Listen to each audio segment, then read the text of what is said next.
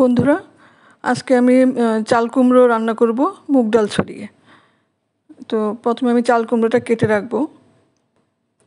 তারপর আমি কড়াইতে তেল গরম করে আমি ফোড়নে দিয়ে দিব গোটা জিরে, তেজপাতা, শুকনো লঙ্কা। ফোড়নটা ভালো করে একটু ভেজে নেব, নিয়ে তারপর আমি বেশ খানিকটা মুগ ডাল দিয়ে দেব। মুগ ডালটা হালকা ব্রাউন হওয়া পর্যন্ত ভাজবো। হালকা ব্রাউন হয়ে গেছে, এবার আমি দিয়ে দেব কেটে রাখা চাল কুমড়োটা।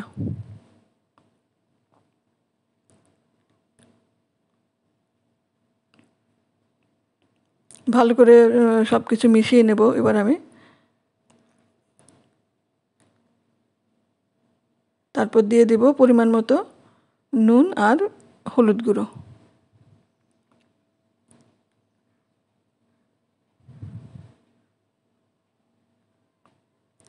সব কিছু দিয়ে ভালো করে নেড়ে চেড়ে ঢাকা দিয়ে খানিকক্ষণ রান্না করব।